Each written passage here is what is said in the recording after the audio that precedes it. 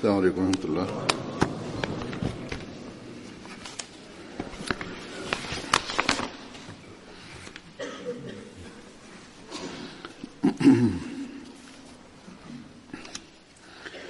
أشهد أن لا إله إلا الله وحده لا شريك له وأشهد أن محمدا عبده ورسوله أما بعد فأعوذ بالله من الشيطان الرجيم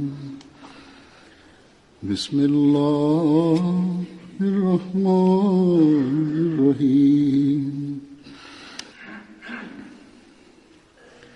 الحمد لله رب العالمين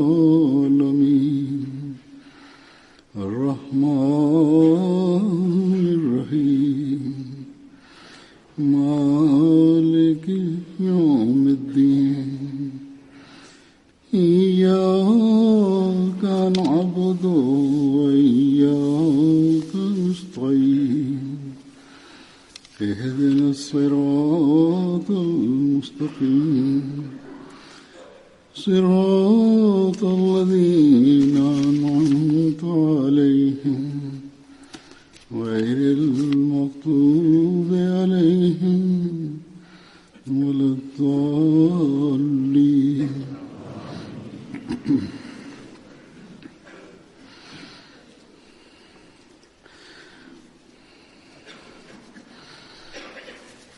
والسابقون الأولون من المهاجرين والأنصار والذين اتبعوهم بإحسان رضي الله عنهم ورضوا عنه وأعد لهم جنات تجري تحتها الأنهار خالدين فيها أبدا ذلك الفوز العظيم.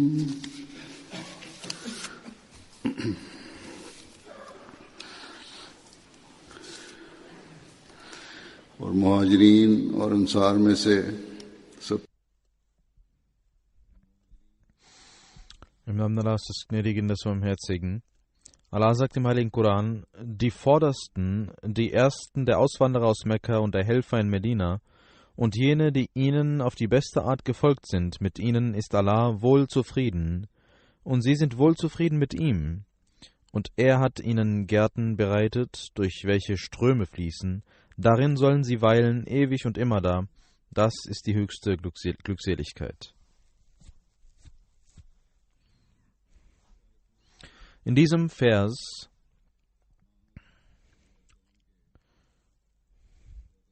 hat Allah die Gefährten des heiligen Propheten Muhammad sallallahu alaihi wasallam beschrieben. Es sind die Vordersten, es sind die Ersten und Höchsten in ihrer Spiritualität, was ihren Glauben angeht und was die Lehre Allahs angeht, sind es diejenigen, die am meisten dieser Lehre gefolgt sind und alle anderen hinter sich gelassen haben. Das sind diejenigen, die zuerst geglaubt haben, und für die, die später kommen sollten, haben sie ihre Beispiele hinterlassen, damit die Menschen ihnen folgen können. Allah hat also die Gefährten als Vorbilder für die in Zukunft kommenden Menschen bezeichnet und gesagt, dass Allah aufgrund ihres Glaubens, aufgrund der Stärke ihres Glaubens und aufgrund der Wohltaten, die sie taten, sehr zufrieden gewesen ist. Und auch sie haben das Wohlgefallen Gottes zu ihrem Lebenssinn gemacht. Und sie waren immer solche Menschen, die Gott gegenüber dankbar gewesen sind. Allah sagt also, wer immer diesen Vorbildern und diesen Wegen folgt, in seinem Glauben, in seiner Aufrichtigkeit, in seiner Treue und in der Bewerkstelligung seiner Taten, sie werden die Erben der Preise Gottes sein. Allah hat über den Rang der Gefährten dem heiligen Propheten Muhammad sallallahu alaihi wasallam gesagt, dass für die Menschen die Befolgung der Gefährten ein Weg zur Rechtleitung ist. In einer Überlieferung heißt es, Hazrat Umar radiallahu ta'ala anhu überliefert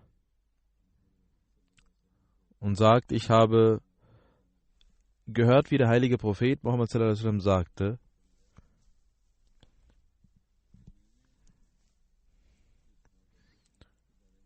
ich habe Gott über die Meinungsverschiedenheiten meiner Gefährten gefragt und Allah hat mir gesagt, o Muhammad, der Rang deiner Gefährten in meinen Augen ist der Sterne im Himmel. Die einen leuchten mehr als andere, aber alle haben Licht in sich vereinigt. Wer immer einem Gefährten folgt, er wird in meinen Augen jemand sein, der Erfolg hat und der Rechtleitung bekommen hat.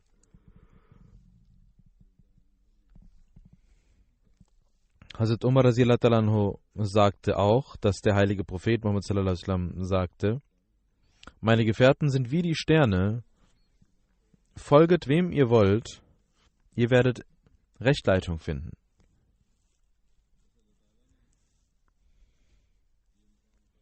Das ist der Rang, den Allah den Gefährten des heiligen Propheten Muhammad sallallahu alaihi wasallam gewährt hat. Jeder von ihnen ist ein recht leitendes Licht für uns. Der Rang der Gefährten und die damit verbundene Zufriedenheit Gottes mit uns und die Zufriedenheit der Gefährten mit Allah, darüber sagt der verheißene Messias, al-Islam, die Gefährten haben Allah und seinen Propheten gegenüber eine solche Treue gezeigt, dass sie den Titel Radiyallahu anhum wa radu an bekommen haben. Sie sind mit Allah zufrieden und Gott ist mit ihnen zufrieden. Das war der Rang, den die Gefährten erlangt haben. Das heißt, Allah ist mit ihnen zufrieden und sie sind zufrieden mit Allah. Über die Vorzüge dieses Ranges und die Wunder dieses Ranges können nicht in Worte gefasst werden, sagt der verheißene Messias al-Islam, und sagt weiter, mit Gott zufrieden zu sein, liegt nicht im Ermessen des Menschen. Das ist der höchste Rang der Gotteserkenntnis. Und wenn man diesen erlangt hat, hat der Mensch gegenüber seinem Gott keine Beschwerden. Und wenn Allah mit seinen Menschen zufrieden ist, dann ist es die Treue und die herausragende Reinheit und Lauterkeit und Gehorsamkeit des Menschen, die dazu führt. Der verheißene Messias al-Islam sagt, daraus wird ersichtlich, dass die Gefährten die höchsten Ränge der Gotteserkenntnis und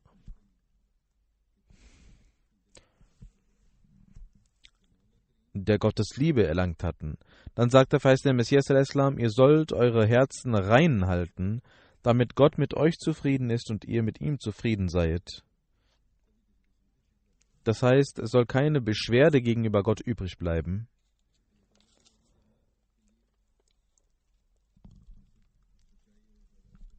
Und um Gott zufriedenzustellen, muss man vollkommen sein in seinem Herzen, man muss rein sein in seinem Herzen.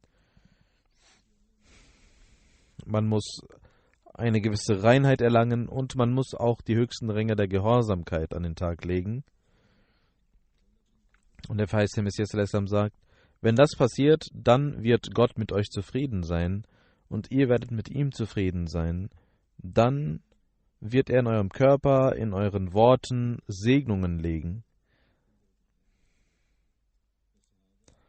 Die Gefährten sind also für uns ein Vorbild, wenn wir Gottes Nähe erlangen möchten. Wenn man auch Widersprüche oder Streit unter ihnen sehen mag, hat Allah sie trotzdem zu Vorbildern gemacht und zu Sternen gemacht. Das ist das, was Gott gesagt hat. Der heilige Prophet Muhammad sallallahu alaihi wasallam sagt über den Rang seiner Gefährten: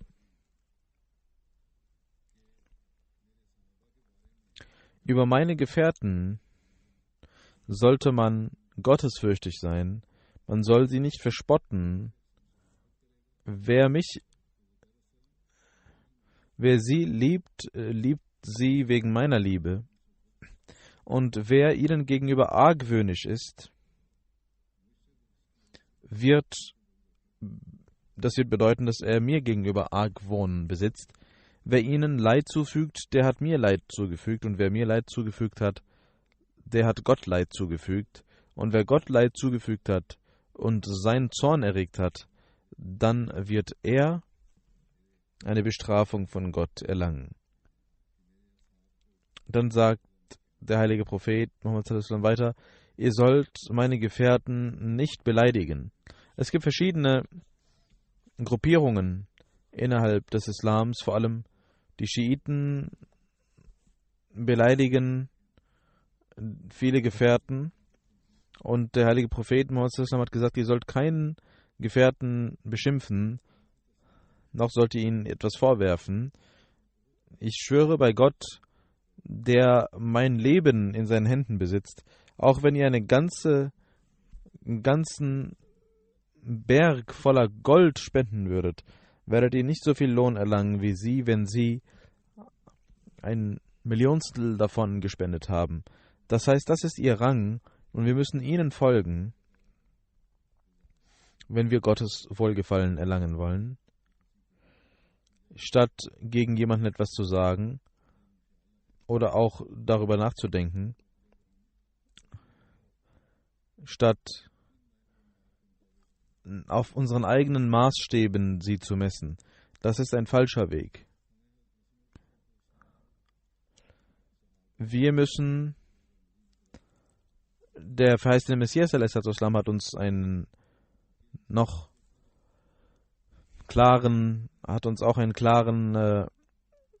Beschreibung über den Rang der Gefährten gegeben und gesagt, dass die Gefährten solche Menschen waren, die für ihren und unseren geliebten heiligen Propheten Muhammad sallallahu alaihi wasallam Opfer erbracht haben.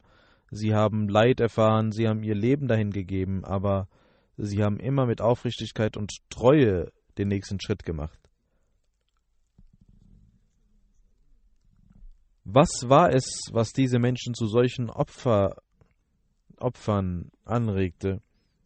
Es war die Liebe, die sie erfahren hatten, die Lehre des heiligen Propheten Muhammad sallallahu alaihi wasallam, seine Reinheit und seine Kraft, andere zu reinigen und der Mut, sein Blut vergießen zu lassen für die Wahrheit, das werdet ihr nirgendwo anders finden. Dieser Rang, sagt der verheißene Messias sallallahu alaihi wasallam, ist der Rang der Gefährten des heiligen Propheten Muhammad sallallahu alaihi wasallam. Und die Liebe, die sie untereinander besaßen, wird im heiligen Koran beschrieben: فَأَلَّفَ بَيْنَ قُلُوبِهِمْ لَوْ أَنفَقْتَ مَا فِي الْأَرْضِ جَمِيعًا مَا أَلَّفْتَ بَيْنَ قُلُوبِهِمْ. Das heißt, diese Liebe hätte nicht entstehen können, auch wenn ein Berg voller Gold ihnen gegeben werden würde.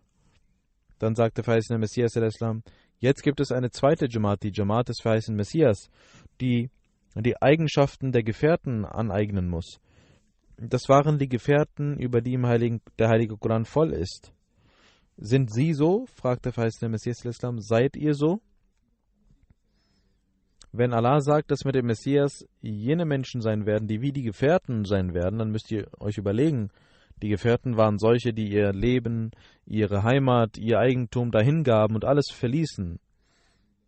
Hazrat Siddiq Akbar, der erste Kalif, über ihn habt ihr oft gehört, als auf dem Wege Allahs gespendet werden sollte, gab er alles, was zu Hause vorhanden war. Und als der heilige Prophet Muhammad sallallahu alaihi wasallam fragte, was hast du zu Hause gelassen? Da sagte er, ich habe Gott und seinen Propheten zu Hause gelassen. Der verheißene Messias sallallahu alaihi wasallam sagt, das war der Fürst von Mekka. Er war ein Führer und Fürst von Mekka. Als er ein Muslim war, hatte er nichts mehr gehabt. Er hatte die Kleidung der Armen an. Diese Menschen waren also auf dem Wege Allahs, so als ob sie ihr Leben dahin gegeben hätten. Aber für uns gibt es diese Härte nicht zu ertragen wie damals. Denn Yada ul-Harb, das heißt zur Zeit des Messias und Mahdis, werden die Kriege abgeschafft werden.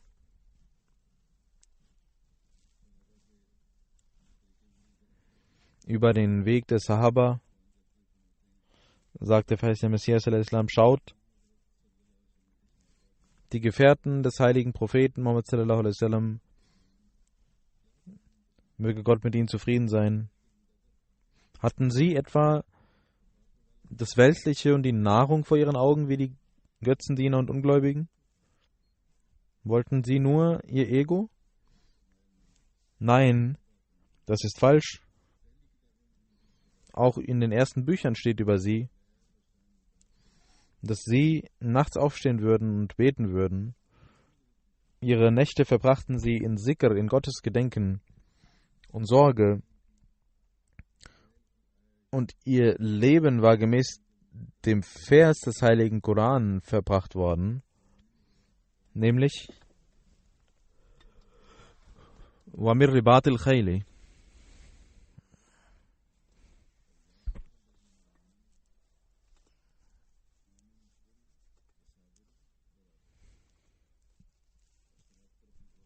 Ihr sollt eure Pferde an den Grenzen bereithalten, damit die Feinde Gottes euch und Gott fürchten. O ihr Gläubigen, ihr sollt geduldig sein. Ihr sollt immer geduldig sein. Der verheißene Messias sallallahu alaihi wasallam sagt, was bedeutet Ribat? Ribat werden solche Pferde genannt, die an der Grenze zum Feind stehen. Allah hat die Gefährten dazu ermahnt, wachsam zu bleiben. Sie sollen vollständig vorbereitet sein. Es war ein spiritueller Wettbewerb, den sie zu führen hatten. Auch für den spirituellen Wettbewerb wurde der Begriff Ribat verwendet. Ribat bedeutet im Wörterbuch auch das Nafs und das Herz des Menschen. Und nur jene Pferde arbeiten, die man dazu erzogen hat. Und der verheißene Messias sagt, genauso werden Pferde erzogen, wie Kinder in der Schule erzogen werden. Und wenn man ihnen keine Lehre gibt und sie nicht erzieht, dann würden sie wild werden und würden gefährlich sein. Genauso muss man sein Ego auch erziehen und ihn zügeln, ihm eine Lehre geben. Das Ribat wird nur dann zustande kommen, wenn der Mensch und der Gläubige versucht, Fortschritte zu machen und auch sein Nafs, sein Ego zu zügeln. Was waren die Vorbilder der Gefährten, die aufgrund der heiligen Kraft des heiligen Propheten Muhammad sallallahu alaihi wasallam entstanden? Ich möchte einige Beispiele präsentieren. Zum einen haben wir das Vorbild von Hazrat Abu Bakr Siddiq radhiyallahu anhu im Zitat des Vers Messias sallallahu alaihi wasallam gesehen, dass er alles, was er zu Hause besaß, für den Glauben hergab, über seine Demut und Gottesfurcht heißt es, einmal gab es einen Streit zwischen Hazrat Abu Bakr und Hazrat Umar, eine Meinungsverschiedenheit, aufgrund dessen sie sich stritten. Und als das dann vorbei war und Hazrat Abu Bakr radhiyallahu anhu zu Hazrat Umar ging und er entschuldigte sich und sagte, dass ich vielleicht zu laut mit dir gesprochen habe.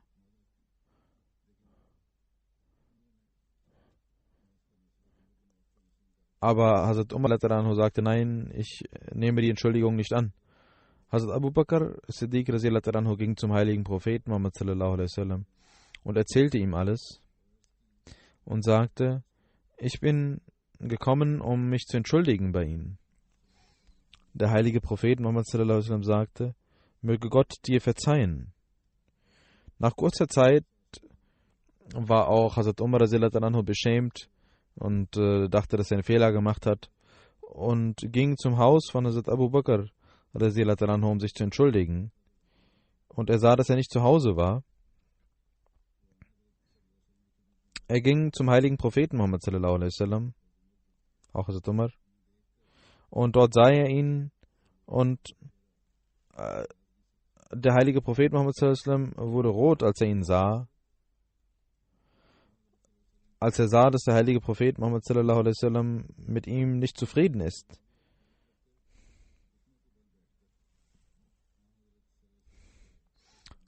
Sagte Hazrat Abu Bakr radhiyallahu anhu, es war mein Fehler. Er saß auf den Knien und sagte, es war mein Fehler, bitte verzeihen Sie Umar. Das war seine Demut und die Gottesfurcht, die er besaß. Und auch Hazrat Umar war beschämt und wollte sich entschuldigen. Beide waren beschämt. Das war die reine Gesellschaft, die der heilige Prophet Muhammad sallallahu alaihi wasallam etabliert hatte. Über die Demut von Hazrat Umar heißt es, dass einmal jemand zu Hazrat Umar sagte, Sie sind besser als Abu Bakr. Und Hazrat Umar fing an zu weinen und sagte, ich schwöre bei Gott, eine Nacht von Hazrat Abu Bakr und ein Tag von Hazrat Abu Bakr ist wertvoller als mein ganzes Leben und das Leben meiner Kinder. Soll ich euch etwa den Zustand einer Nacht und eines Tages erzählen? Und man sagte ihm, ja, erzählen Sie. Er sagte, seine Nacht war so, als der heilige Prophet Muhammad sallallahu alaihi wasallam nachts Mekka verlassen musste, war Hazrat Abu Bakr radhiyallahu anhu mit ihm und unterstützte ihn. Und sein Tag war ein solcher, als der heilige Prophet Muhammad sallallahu alaihi wasallam verstarb und ganz Arabien das Namaz und die Zakat nicht zahlen wollte, hat er nicht meinem Rat gefolgt, sondern hat einen Dschihad gemacht. Und Allah bewies, indem er Erfolg hatte, dass er Recht hatte.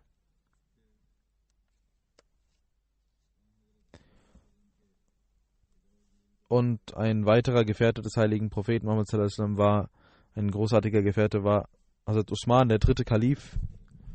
Seine Verwandtschaftsliebe und Liebe zu den Menschen ist sehr berühmt. Hazrat Aisha radhiyallahu anha sagt, dass Hazrat Usman radhiyallahu anhu am meisten die Verwandtschaftsbande pflegte und am meisten gottesfürchtig war. Als das Problem der Erweiterung der Masjid Nabwi kam und auch viele bereit waren zu opfern,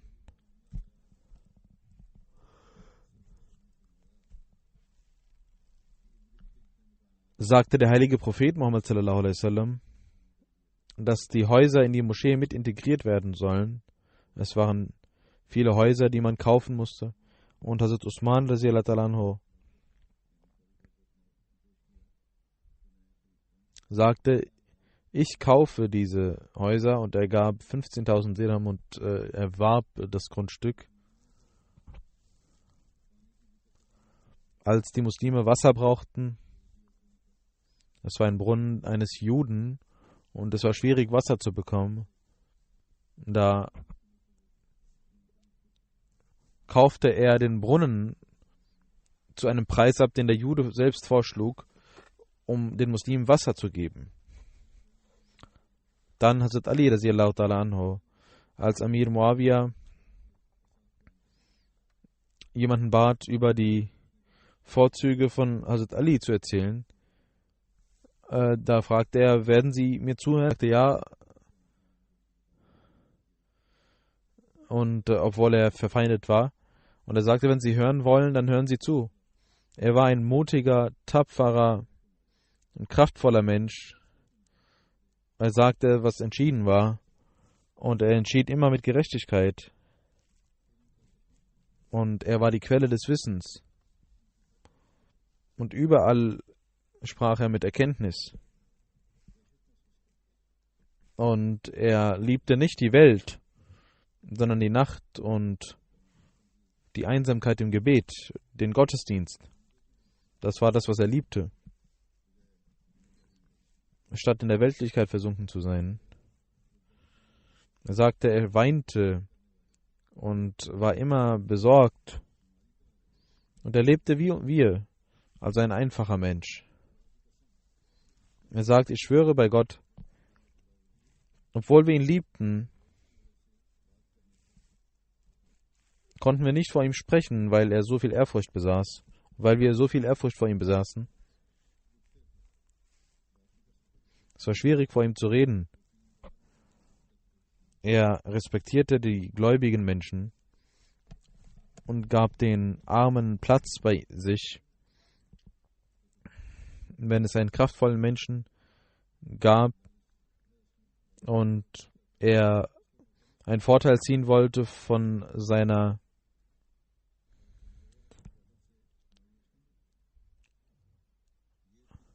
Geiz, da ließ er das nicht zu.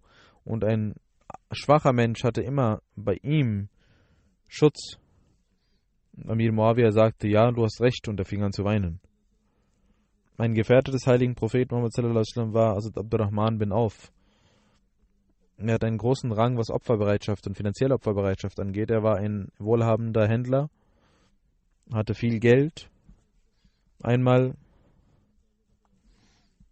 kam eine Person, ein Mann, der die Khana Kaaba umrundete, und er hörte jemanden, der betete, O Allah, befreie mich von dem Geiz meines Egos. Und als man sah, wer das ist, da erkannte man Abdurrahman bin Auf. Eine Handelskarawane von ihm kam nach Medina. Darin waren 700 Kamele und viel Mehl und Weizen, und alle waren sehr erstaunt, wie groß die Karawane war. Hazrat Aisha radiallahu ta'ala anha erhielt die Nachricht davon und sagte, ich habe vom heiligen Propheten Muhammad sallallahu alaihi wasallam gehört, dass Abdurrahman im Paradies wohnen wird. Und als Abdurrahman dies hörte, kam er zu Hazrat Aisha und sagte, ich möchte sie zu Zeugen machen. Und die ganze Karawane mit den 700 Kamelen, inklusive die Kamele und das, was da drauf ist, möchte ich für Gott opfern. Einmal stritt Hazrat Khalid mit Abdurrahman. Da sagte der heilige Prophet Muhammad sallallahu alaihi wasallam, O Khalid, sage nichts zu meinen Gefährten. Wenn jemand auch so viel Gold spenden würde wie den ganzen Berg, so werdet ihr nicht den Tag oder die Nacht von Abdurrahman bin Auf erreichen, die er im Dschihad zu Gott erlangt hat. Ein Gefährte Sa'd bin Waqas, über ihn wird berichtet, er selbst sagt, als ich den Islam annahm, sagte meine Mutter, was hast du für eine neue Religion angenommen?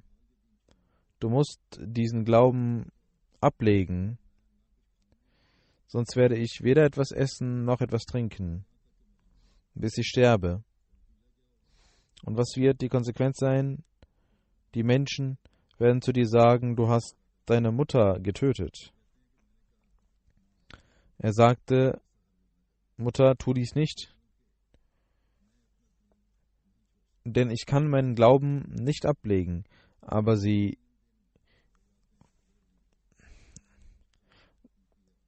aß nichts und trank nichts und hatte sehr viel Hunger. Und da sagte ich zu meiner Mutter, ich schwöre bei Gott, auch wenn du 1000 Leben hättest und jedes Leben weggehen würde, würde ich meinen Glauben nicht ablegen. Als sie sah, wie fest entschlossen ihr Sohn war, fing sie an zu essen und zu trinken. Allah sagt, ihr sollt den Eltern gehorchen, ihnen dienen, aber da, wo es um Allah und den Glauben geht, da müsst ihr den Glauben vorziehen und das tun, was Allah sagt.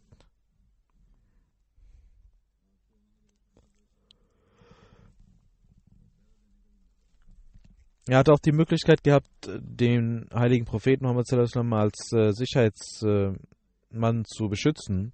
Und das Aisha sagt, als der heilige Prophet nach Medina kam und der heilige Prophet Muhammad sallallahu alaihi wasallam nicht schlafen konnte. Es gab viele Nächte, wo er nicht schlafen konnte. Einmal sagte er nachts, möge doch ein Mann Gottes hier vorne vor dem Zelt stehen und bewachen, Wache halten, damit ich mich etwas ausruhen kann wegen der Gefahr, die besteht. Er hatte sehr wenig Schlaf. Als er dies sagte, hörte man, wie draußen jemand mit Waffen dasteht. Der heilige Prophet Muhammad sallallahu alaihi wasallam fragte, wer ist da? Und er antwortete, ich bin Saad. Der heilige Prophet fragte, wie bist du gekommen? Er sagte, ich bin gekommen, weil ich sie beschützen wollte. Deswegen bin ich gekommen, um Wache zu halten. Der heilige Prophet Muhammad sallallahu alaihi wasallam schlief ein und betete für ihn.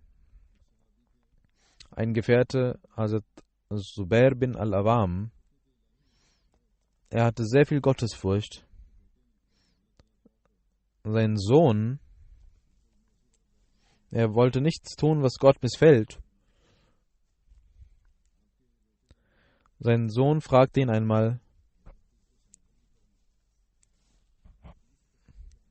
sie erzählen nicht so viele Ahadith wie die anderen Gefährten des heiligen Propheten Muhammad sallallahu alaihi wasallam. Und er sagte, seitdem ich den Islam angenommen habe, bin ich nie getrennt gewesen vom heiligen Propheten Muhammad sallallahu alaihi wasallam. Aber ich habe Angst und fürchte mich vor der Ermahnung des heiligen Propheten. Ich habe sehr viel gehört von ihm und ich habe sehr viele Überlieferungen. Aber ich fürchte mich vor der Warnung des heiligen Propheten Muhammad sallallahu alaihi wasallam, der sagte, wer etwas Falsches mir gegenüber sagt, dem wird die Hölle erwarten. Nicht, dass ich etwas sage, was ich nicht verstanden habe, was falsch ist. Deswegen fürchte ich mich. Seine Tapferkeit war sehr groß. So groß als Alexandria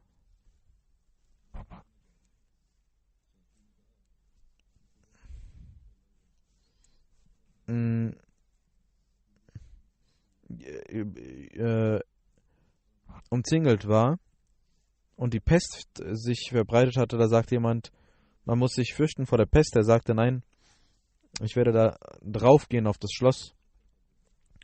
Und er hatte alles, was er besaß, spendete er auf dem Wege Allahs. Über einen Gefährten heißt es, der Talha bin Ubaidullah hieß. Er war auch ein reicher Mensch und spendete auf dem Wege Allahs.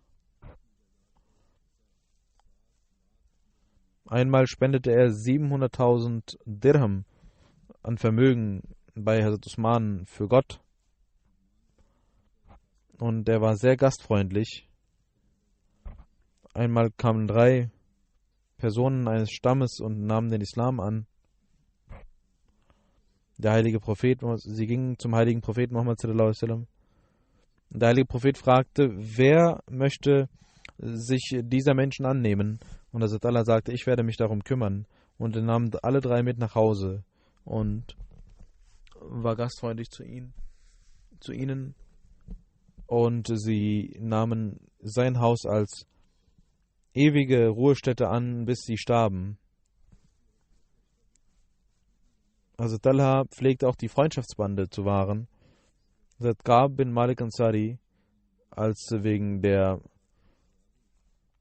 Nicht-Teilnahme am Tabuk-Krieg mit ihm nicht gesprochen wurde und dann letzten Endes der heilige Prophet Muhammad sallallahu alaihi wasallam um Erlaubnis bat, ihn wieder mit ihm zu sprechen zu dürfen.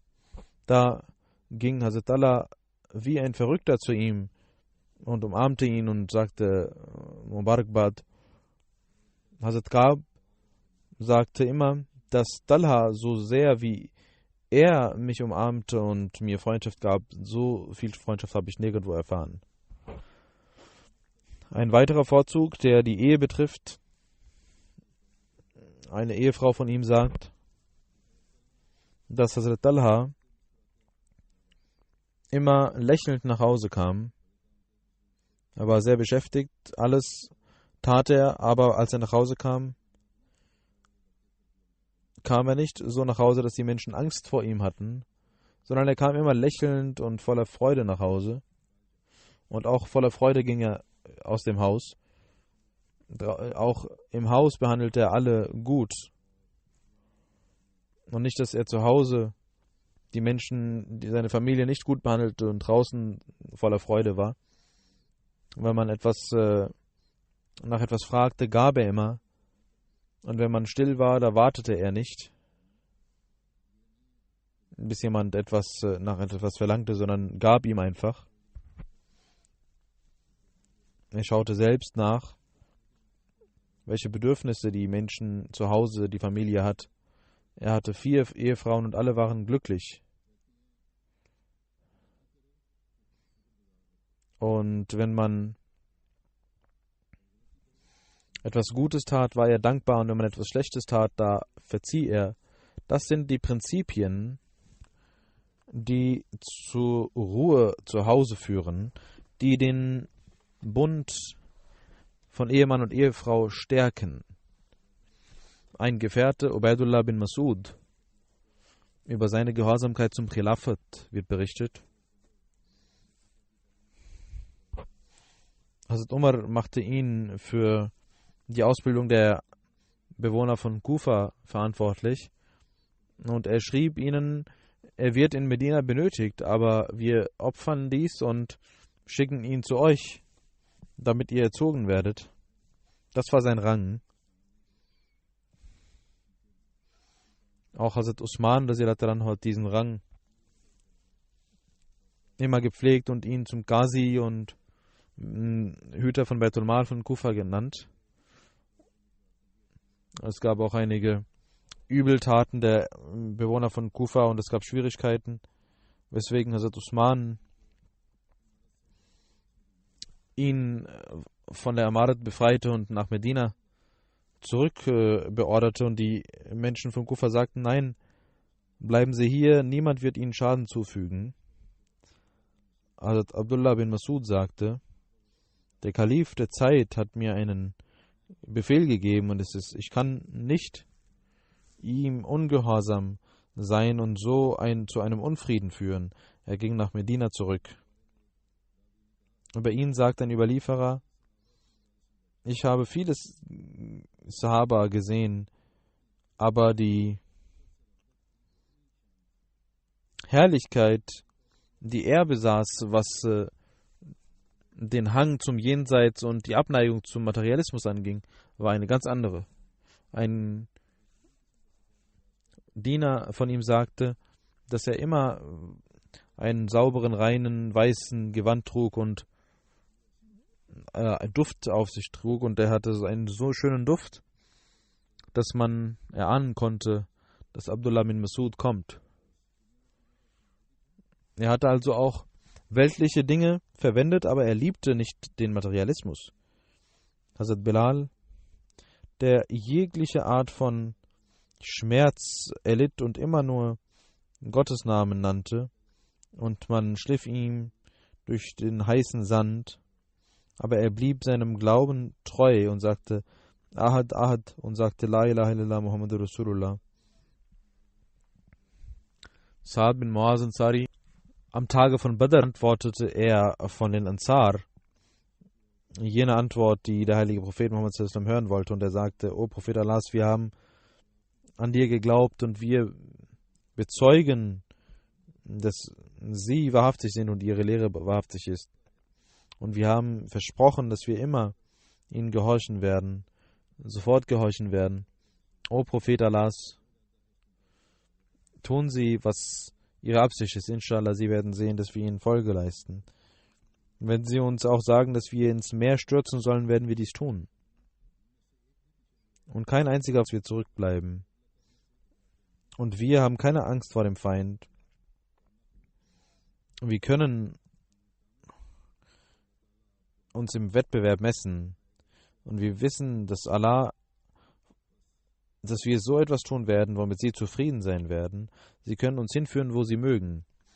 Das waren die Menschen, die ihr Versprechen einhielten und ihr Vorbild zeigten, und Gott war mit ihnen zufrieden. Das sind die Vorbilder einiger Gefährten. Und die Geschichte ist voller solcher Vorbilder. Das waren die Menschen, denen wir folgen müssen. Der verheißene Messias sagt: Ihr könnt ohne den Koran keinen Erfolg haben. Und ihr sollt das Vorbild des Sahaba beachten. Schaut, sie folgten den heiligen Propheten Muhammad sallallahu alaihi wasallam, und alle Versprechen, die Allah ihnen gemacht hatte, gingen in Erfüllung. Und die Feinde sagten, dass sie überhaupt keine Macht besitzen, aber meinen, Könige zu sein. Aber sie erhielten das, was seit Jahrhunderten ihnen verwehrt war. Sie liebten den heiligen Propheten Muhammad sallallahu alaihi wasallam, den heiligen Koran, und verbrachten ihre Tag und ihre Nacht darin. Ihre Befolgung war nicht aufgrund von einer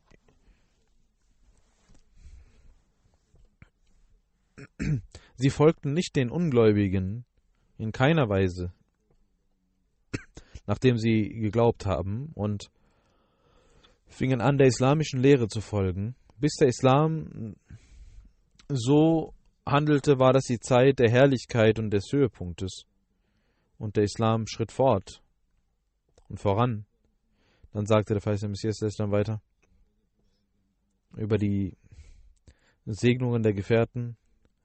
Die Gefährten des heiligen Propheten Muhammad sallallahu alaihi wasallam waren so treu, dass man keinen anderen Schüler und Gefährten anderer Propheten so sehr findet. Als das Gebot des Alkoholverbots kam, zerbrachen sie die Krüge, und so viel Alkohol wurde durch diese Zerbrechung der Krüge ausgeschüttet, dass man sagt, dass Kanäle voll wurden, und sie tranken nie mehr Alkohol und waren Feinde des Alkohols. Schaut, wie groß die Gehorsamkeit war. Die Gehorsamkeit und Enthusiasmus, den sie zeigten, das war beispielslos. Wenn man den Zustand des Volkes von Moses al-Islam sieht, dann sehen wir, wie schwach sie waren, und auch die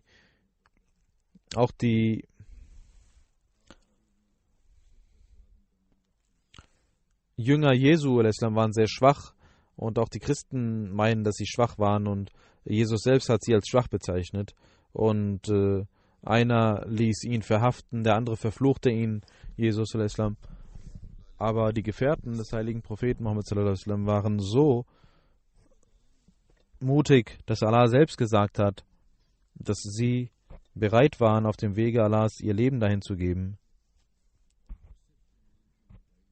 Und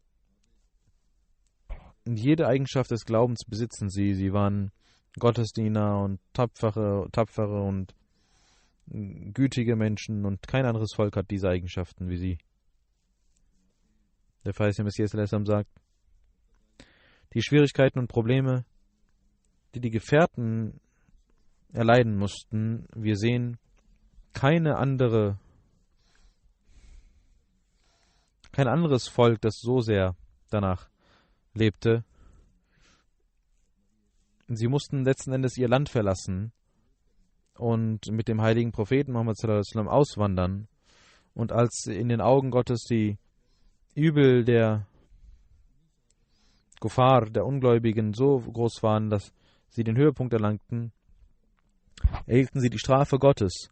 Jenes Volk, jene Menschen, die sehr gering in ihrer Anzahl waren, die aber immer beteten und die auch keine Waffen besaßen, sie mussten in das Kriegsfeld ziehen, in den Kriegen, die zur Verteidigung dienten. Auf einer anderen Stelle sagt er,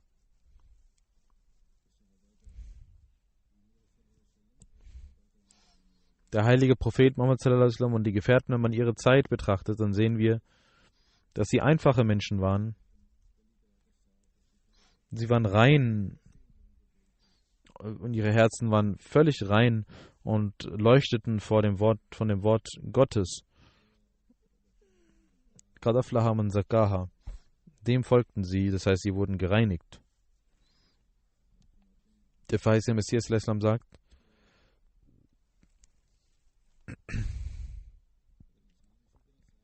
wenn der Mensch sich so reinigen würde und sich so reinigen würde wie ein Geschirr, dann würde die Nahrung Gottes zu ihm herabsteigen. Aber wie viele Menschen sind so und folgen Qad aflaha man zakkaha? Wir sollten versuchen, dass wir uns reformieren und unser Geschirr reinigen, also unsere Herzen reinigen. Wenn wir an den verheißenen Messias, den wahren Liebenden des heiligen Propheten, an ihn glauben, dann müssen wir all dem folgen, was der verheißene Messias gesagt hat, das, was wir im Leben des heiligen Propheten Muhammad sallallahu alaihi wasallam finden und das, was wir an Vorbildern in den Gefährten sehen. Nur dann können wir zu wahren Muslimen werden. Möge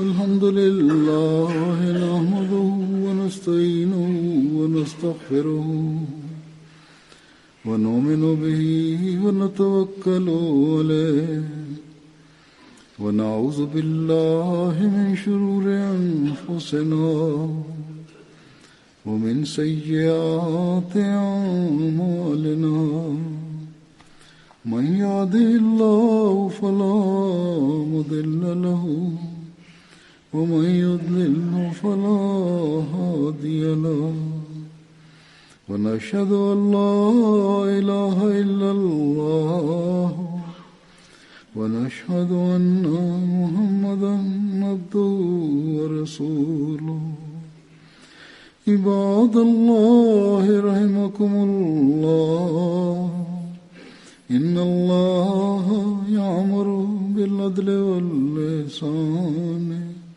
وإيتاء ذي القربى وينهى عن الفحشاء والمنكر والبغي يعظكم لعلكم تذكرون اذكروا الله يذكركم وادعوه يستجب لكم ولذكر الله أكبر